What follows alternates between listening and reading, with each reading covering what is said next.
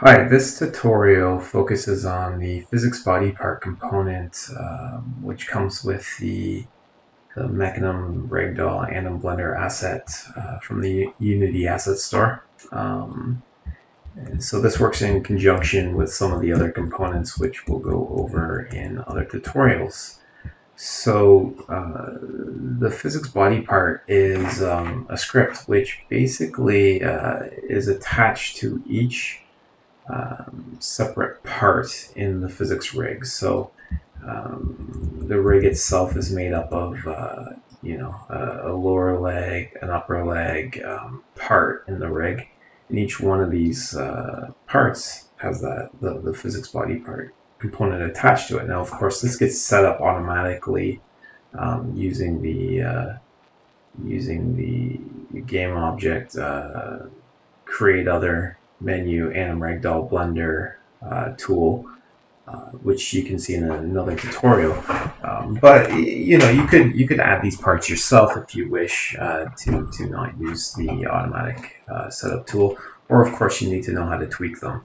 So I'm just going to cover the different settings and how they affect things in this tool. So the first thing I'll talk about is this blend setting. So you don't really want to mess with this guy a whole lot. This is the current ratio in which the component is blended to the animation rather than the physics. So if we look at, I'm just going to open this and if we look at the right leg here, you can see blend 0. So that means it's fully blended to the animation right now. It's not using physics at all. Now, if I want it to use the physics, I can actually set this to 1. Of course, it actually snaps back very quickly based on this control regain. So I can lower this guy. It should take longer. So you see it's taking longer. Now, of course, I'm not actually looking at the right object. So it's this guy, it's this part right here, which is affected. Now, it's the reason you see it still moving is actually the lower leg is pulling it along. So it's still 98% physics. So let's also change the right leg here. So we'll change this control regain to less. And then we'll change this to 1. And you see we lose the we lose the animation. It just kind of floats around. Now, right now, gravity is actually off the rigid body as well, so you could turn that on if you wanted it to drag or something. So you do have full control over how much it's being blended into the actual animation. Of course, over time, this will start to regain to where it actually starts moving. You see, as this number gets smaller and smaller, we're going to get more and more motion there. It'll match the animation that's playing underneath. Okay, so of course this anim bone setting tells this body part which oh geez, I shouldn't have done that. Which part in the actual animation rig to match. So of course the Mecanim avatar has all these parts kind of built in. It's expecting these parts to be there. So this tries to match these parts. So you can pick which part you're trying to have the physics body part match. This setting, the animator, is of course the animator, the game object with the animator control component on it, as well as the controller, the Mecanim controller you wish to use for your asset. Let's see here. So default control regain. This is what the control regain will be set to.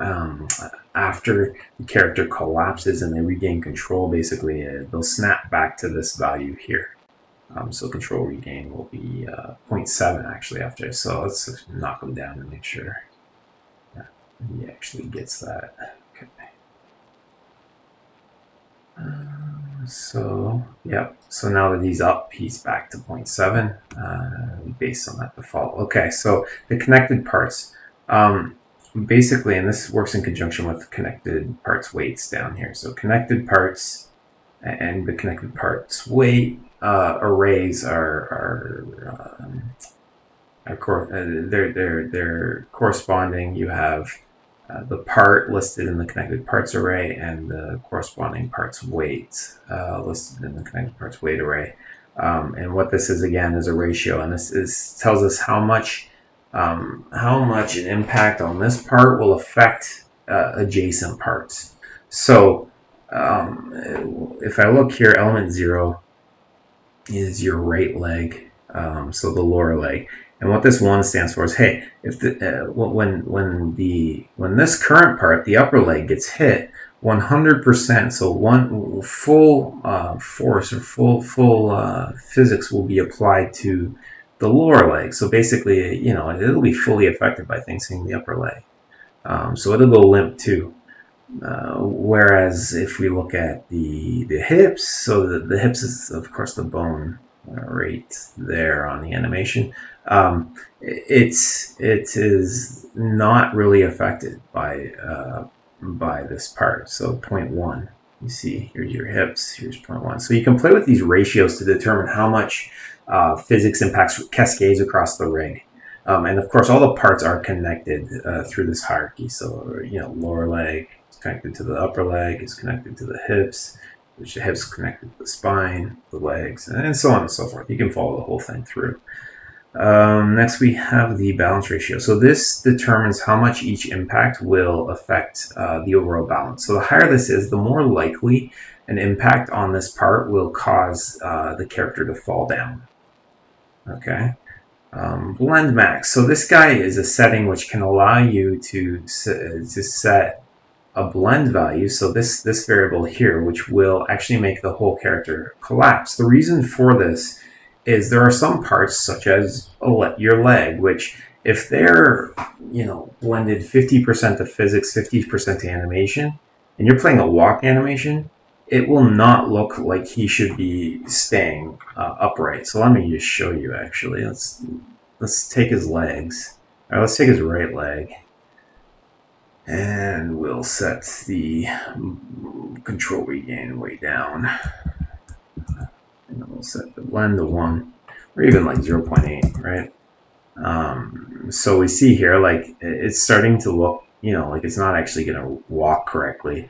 And you know, if you had the upper leg as well, like I showed you earlier, it's going to look really bad. So you might want to make the character collapse depending on or trip depending on the animation. So what you can do is you can set this blend max to allow. See here on this part is 1. So if I set it down to like 0.5. Now it's going to collapse anytime the blending goes to 50% physics. Because essentially we're going to say, like, it's not playing enough of the animation to make it look like it should actually be walking. So if I go like this, yeah, I actually would have to hit him with something.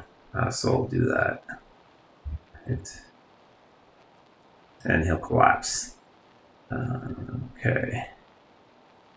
So basically what happens there is when you hit him with an object, it says, okay, it checks the blend value that we're currently at against the blend max. If we're over the blend max, we collapse the whole rig.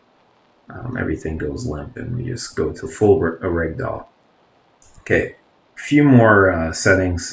Rigidness. Rigidness controls how much physics actually impacts the part. Of course, you know, despite the difference in mass, if you hit somebody's lower arm as opposed to their upper arm, the lower arm is just going to have much more give to it.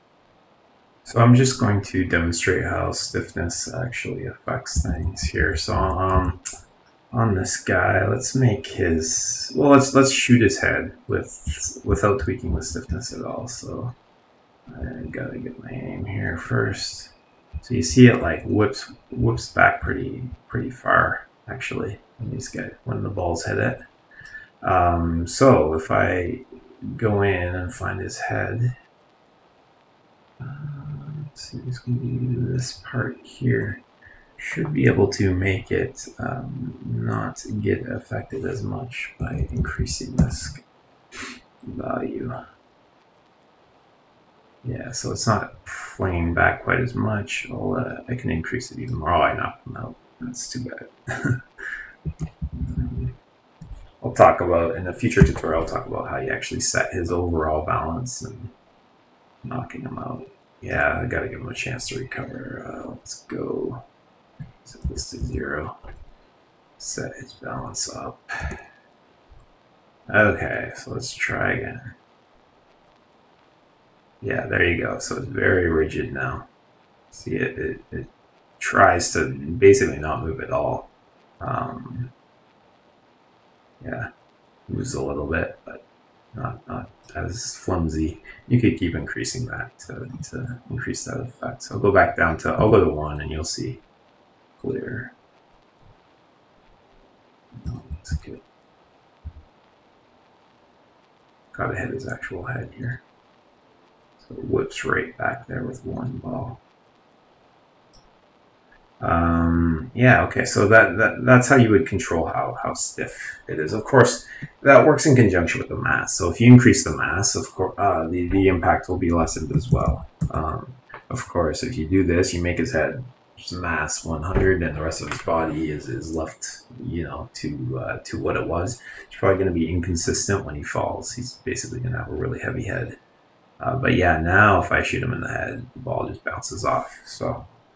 Rigidness I'd go to the mass first to tweak how much it's affected by the collision, but where you don't want the mass to be different, but you want the part to be more flimsy, you can use rigidness to get that effect.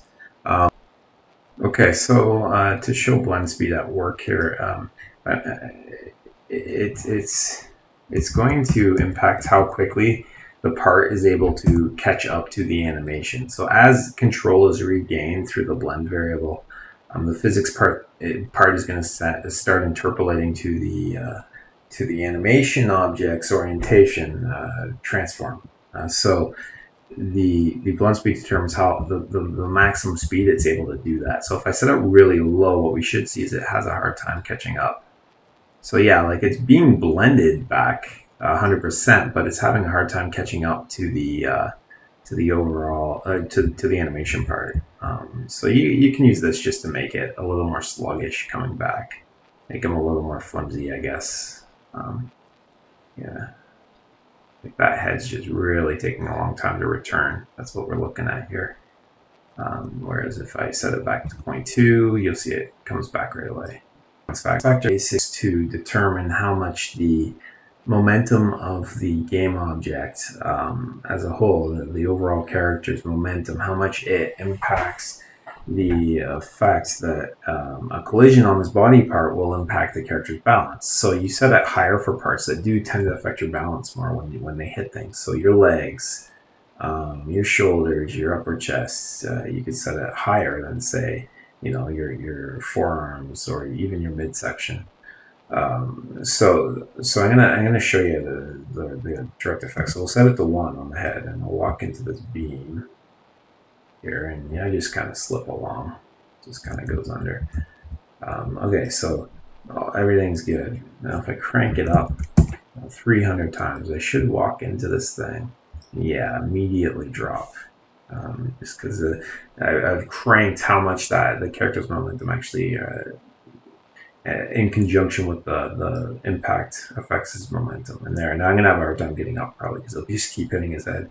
Yep. All right, so that's good. We'll stop there. Okay, so the last thing I want to show with this asset is actually how you would interact with it via scripts. So I'm going to show you a main function you should be looking at. So in the physics body part .cs file, you'll see this apply force function, and this is the function you should be calling to apply force to the rig, or in particular this body part. And you would use it for ray casting, shooting a laser, something that you can't use a physics object in game for. You would use this function. You just call it. So all you're going to do is you're going to pass in the force. Of course, the larger this is, the larger the impact.